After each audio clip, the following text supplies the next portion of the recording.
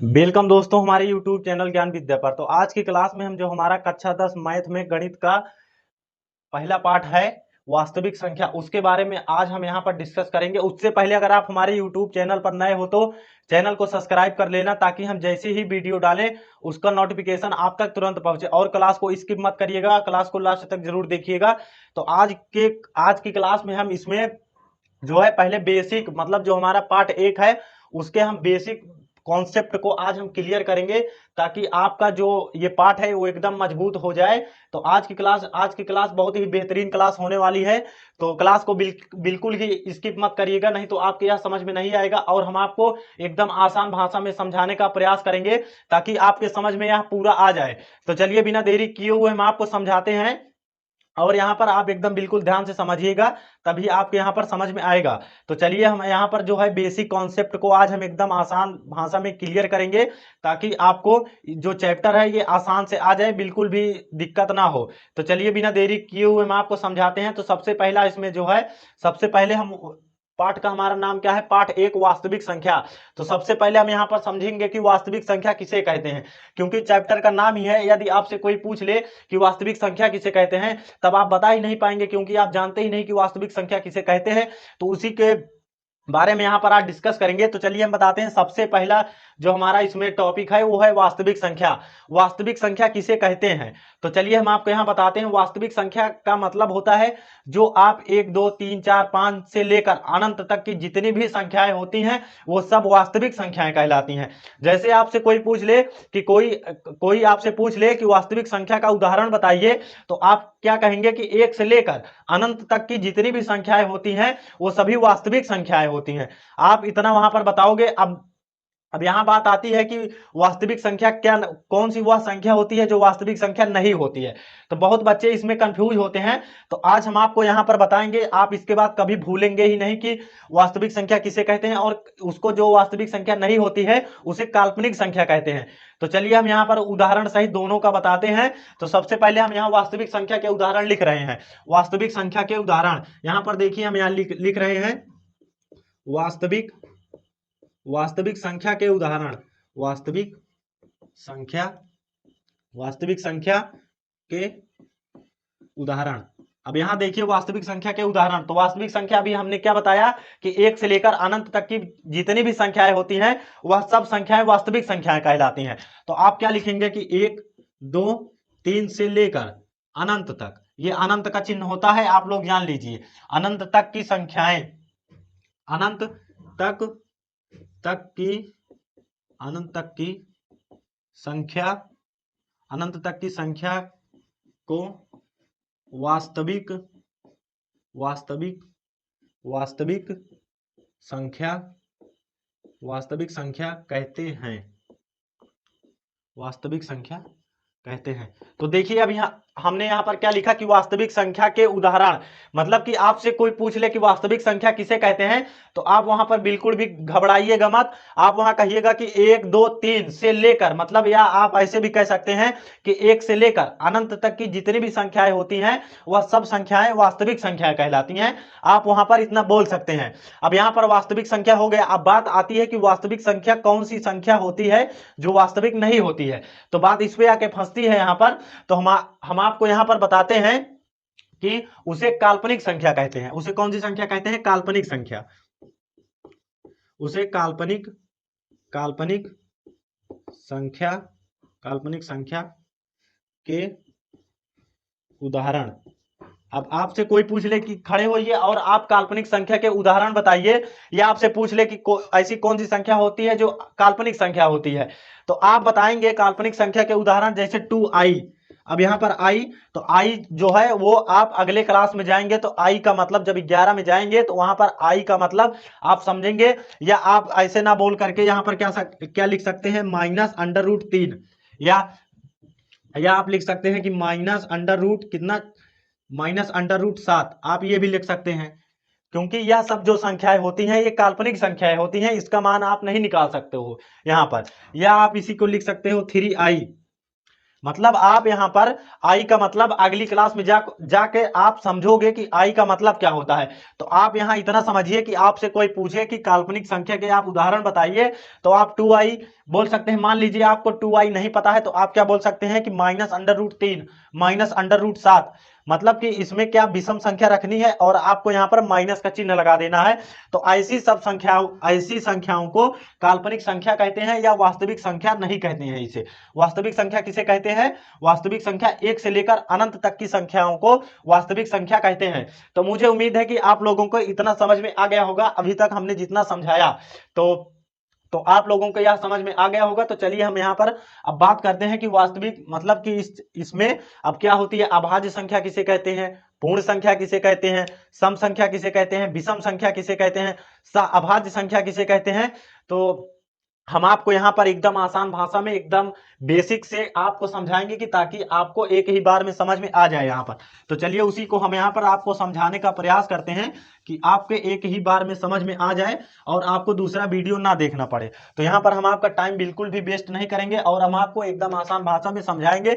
तो सबसे पहले नंबर पे आता है हमारा, सबसे पहले नंबर पे हम आता है अभाज्य संख्याएं।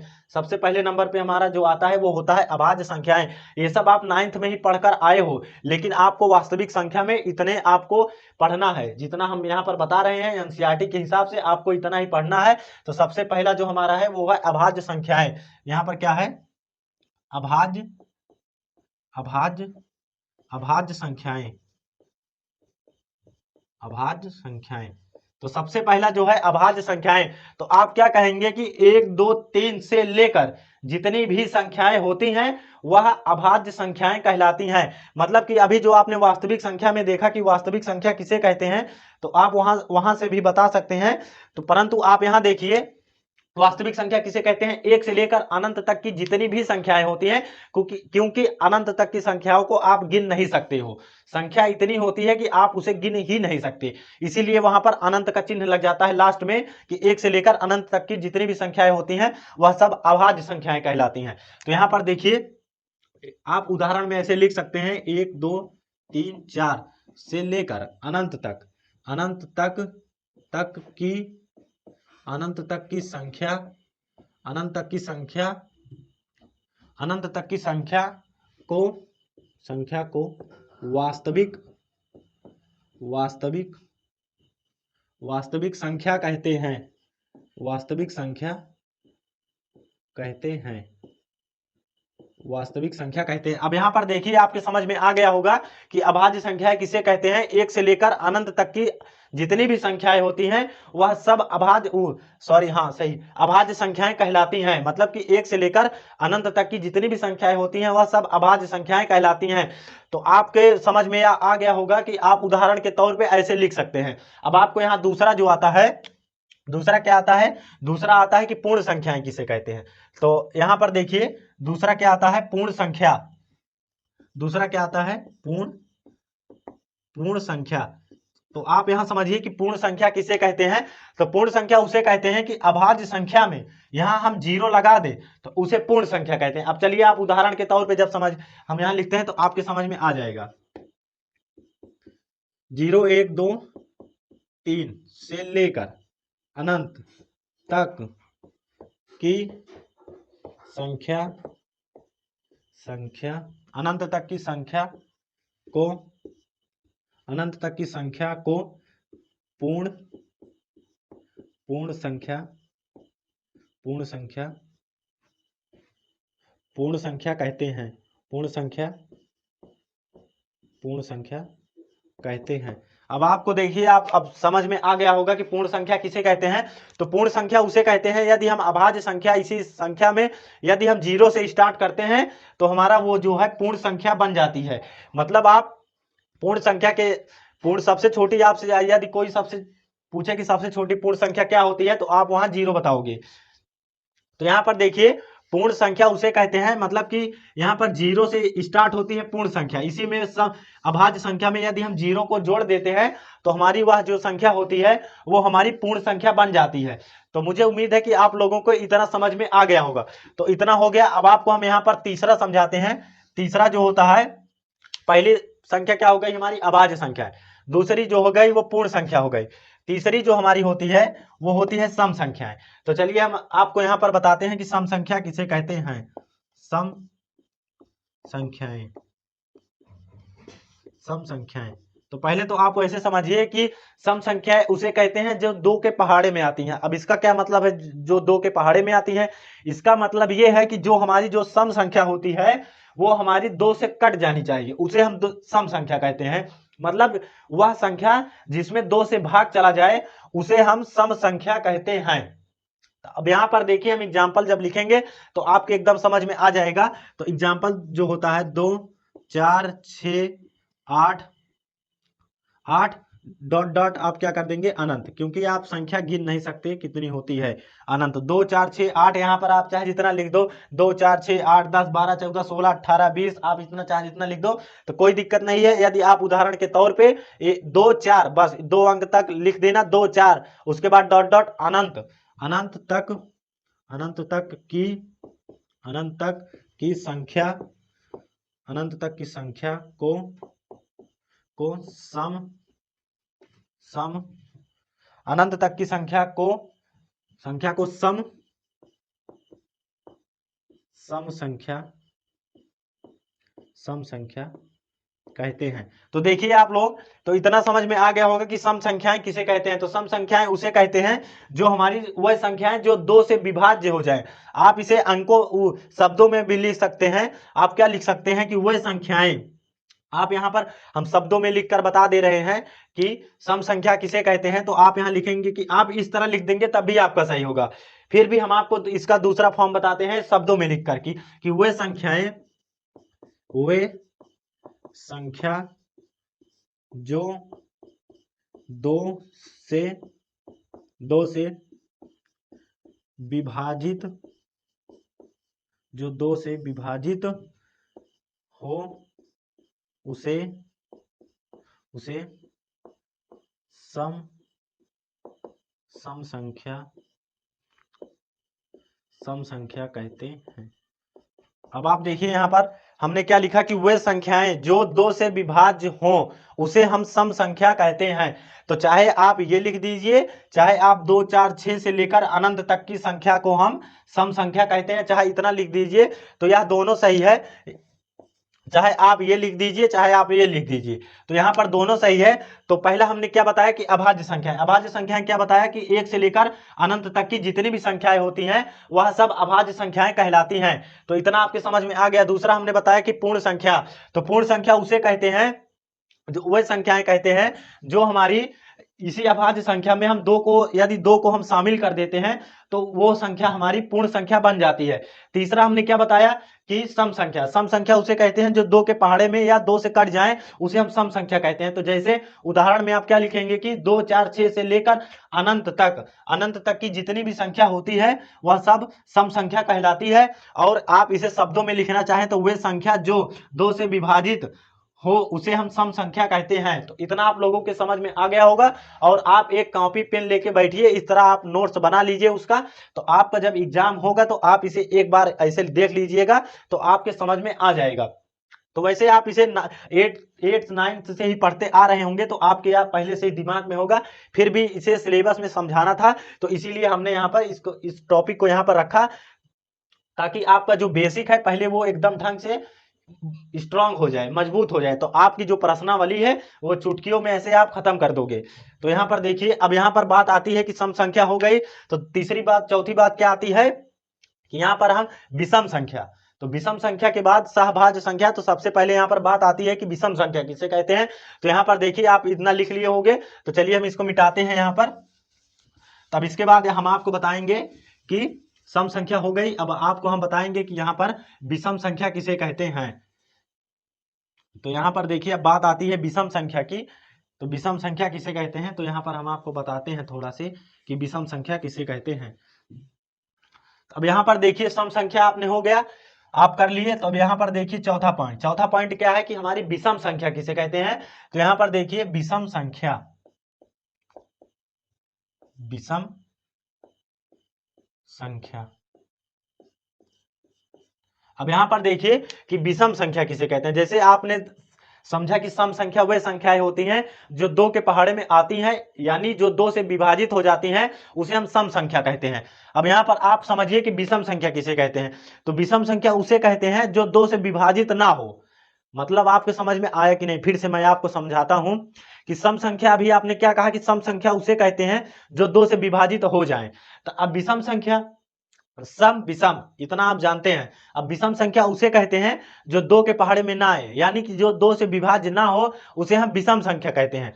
तो वही हम यहाँ पर लिखते हैं, वे संख्याएं, वे संख्या या वे संख्याएं जो जो 2 से विभाजित, जो 2 से विभाजित ना हो उसे, जो वे संख्याएं जो 2 से विभाजित ना हो उसे हम विषम विषम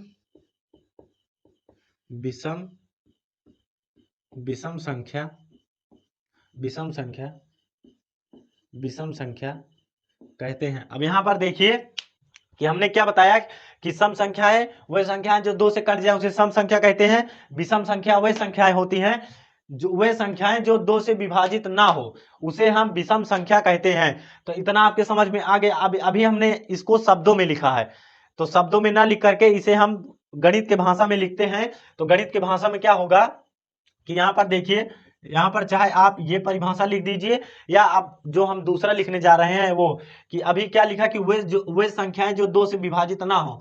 तो ऐसी कौन सी संख्या होती है जो 2 से विभाजित नहीं होती है। तो जाहिर सी बात है कि हमारा जो 3 है वो 2 से विभाजित नहीं होगा। तो यहाँ पर देखिए 3, 7, 11, यहाँ पर 13, यहाँ पर हो गया 13 के बाद 17, यहाँ पर 19 से लेकर अनंत तक की संख्या को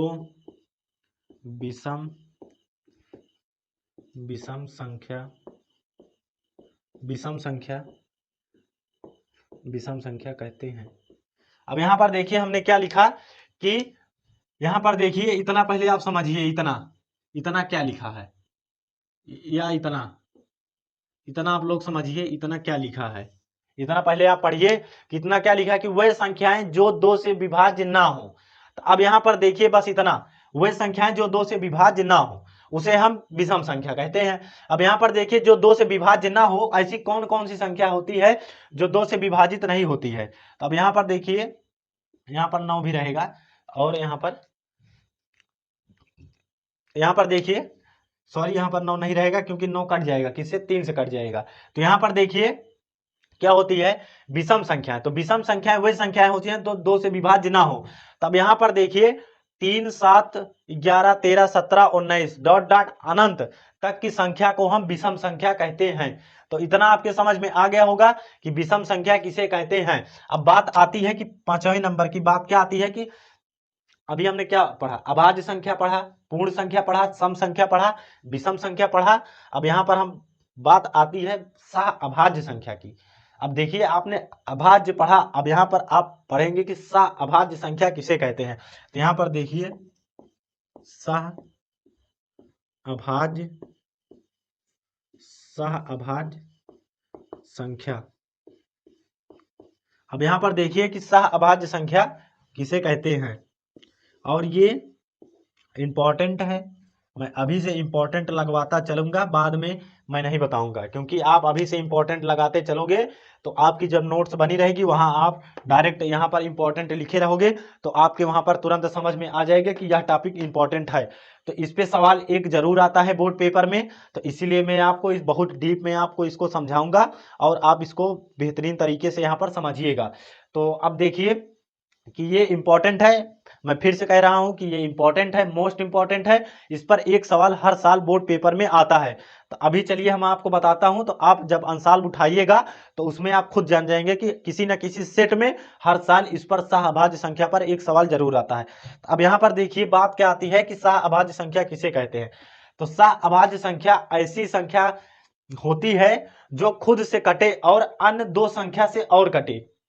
अब यहाँ पर देखिए, जैसे हम आपको एग्जाम्पल के तौर पर यहाँ समझाते हैं। एग्जाम्पल के तौर पे जैसे मान लीजिए 4। अब यहाँ पर देखिए कि 4, अब 4 ऐसी संख्या है जो जो 2 से कटेगी, मतलब जो खुद से कटेगी, और 2 संख्या अन्य, मतलब अन्य 2 संख्या से और कटेगी। तो यहाँ पर देखिए इस 4 का मतलब 4 किससे कटेगा, 4 का अगर हम गुणनखंड कर देते हैं तो हमारा 2 गुणे 1 इतना आप लिख सकते हैं कि नहीं। 2 दूना 4, और 4 में हम यदि 1 से गुणा करते हैं तो हमारा 1 ही प्राप्त होगा। अब देखिए 4 का यदि हम गुणनखंड कर देते हैं तो 2 गुणे 1 लिख सकते हैं कि नहीं, आप लोग बताइए। ये हाँ, इसे हम लिख सकते हैं इस प्रकार। तो इसका गुणनखंड कर दिए। अब देखिए यहाँ पर इसका 2 गुणे 1 होता है, इसका गुणनखंड आप जानते हैं। अब देखिए ये जो 4 है ये कौन कौन सी संख्या से कट सकता है। अब यहाँ पर देखिए तो सबसे पहले नंबर ये 1 से कटेगा, क्योंकि 1 में सभी से भाग जाता है। अब देखिए 4 में 1 से कटा, अब 4 किससे कटेगा, 4 2 से कटेगा। 2 से कटेगा कि नहीं, 2 दूना 4, और 4 खुद से भी कटेगा। मतलब कि जैसे समझिए कि सहअभाज्य संख्या किसे कहते हैं, सहअभाज्य संख्या उसे कहते हैं जो खुद से कटे और 2 अन्य संख्या से या 2 अन्य अंक से और कटे। अब यहाँ पर देखिए कि आप यहाँ पर समझने वाली बात है, समझने वाली बात यह है कि जो 4 है, 4 हमारा कौन कौन सी संख्या से कट सकता है। यहाँ पर जो 4 है वो 1 से कटेगा, क्योंकि जितनी भी संख्याएं होती हैं वो सारी 1 से कटेंगी। यहाँ पर देखिए 4 जो है ये 1 से कटेगा, और अन्य 2 से कटेगा, क्योंकि 2 दूना कितना होता है 4, 2 से कट गया। अब 4 खुद से भी कटेगा, 4 एकम 4। अब यहाँ पर देखिए हम आपको दूसरा एग्जांपल लेके समझाते हैं, जैसे हो गया 9।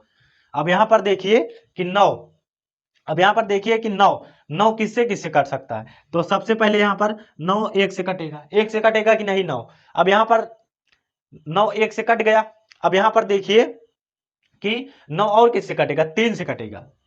दूसरा अंक जो हमारा होगी, दूसरी संख्या वो 3 होगी, क्योंकि 9 1 से भी कटेगा, क्योंकि जितनी भी संख्याएं होती हैं वो सब 9 से सब 1 से विभाजित रहती हैं, मतलब 1 में सब से भाग चला जाएगा चाहे जो संख्या हो। अब यहाँ पर देखिए 9 में हम 3 से भाग दे सकते हैं। अब यहाँ पर 9 खुद से भी कटेगा। अब यहाँ पर देखिए जो हमारा परिणाम निकल के आ रहा है वो 3 मतलब कि सहअभाज्य संख्याएं वो संख्याएं होती हैं जो खुद से कटे और अन्य 2 संख्या से और विभाजित हो, उसे हम सहअभाज्य संख्या कहते हैं। यहाँ पर देखिए जैसे 9, अभी हमने आपको एग्जांपल बताया कि क्या होगा। यहाँ पर जैसे 4 1 से भी कटेगा, 2 से भी कटेगा और 4 से भी कटेगा, और 9 3 से भी कटेगा, 1 से भी कटेगा, 3 से भी कटेगा और 9 से भी कटेगा। तो इतना आप लोगों के समझ में आ गया होगा कि सहअभाज्य संख्या किसे कहते हैं, या आप लोगों को एकदम बेहतरीन तरीके से समझ में आ गया होगा कि सहअभाज्य संख्याएं वह संख्याएं होती हैं जो खुद से कटे और 2 संख्या अन्य से भी विभाजित हो, उसे हम सहअभाज्य संख्या कहते हैं। और इस पर सवाल आता है तो हम आपको जब सवाल लगवाने प्रश्नावली जब शुरू करेंगे तो वहां पर इसको हम आपको एकदम आसान तरीका से आपको बताएंगे। तो आपके समझ में आ गया होगा, कि मुझे उम्मीद है कि आप लोगों के यह समझ में आ गया होगा। तो जितने भी संख्याएं, जितने भी इंपॉर्टेंट, मतलब वास्तविक संख्या में जितना भी इंपॉर्टेंट चीज है उतना हम आपको यहाँ पर समझा दिए। अब यहाँ पर हम देखेंगे कि कुछ सूत्र है उसे आप समझ लीजिए, तो आपके मतलब जो कल से हम प्रश्नावली शुरू करेंगे। तो आज ही हम इसमें सूत्र बता दें, नहीं तो कल की क्लास में डायरेक्ट हम वहां पर सूत्र बताएंगे, सूत्र के बाद तुरंत हम प्रश्नावली शुरू करेंगे, तो वो ज्यादा सही रहेगा। क्योंकि इसका आप संख्या इतना समझ जाइए, तो कल की क्लास में हम क्या करेंगे, सूत्र को समझेंगे, उसके बाद हम क्या करेंगे कि प्रश्नावली पर डायरेक्ट हम प्रश्नावली से सवाल लगाएंगे। तो आज के लिए इतना ही। और अभी मुझे उम्मीद है कि हमने जितना समझाया उतना आप लोगों के समझ में आ गया होगा, और अभी तक हमने जितना समझाया इतना ही इंपॉर्टेंट है, और आप इतना अच्छे से स्टडी कर लीजिए तो आपके लिए यह आसान हो जाएगा।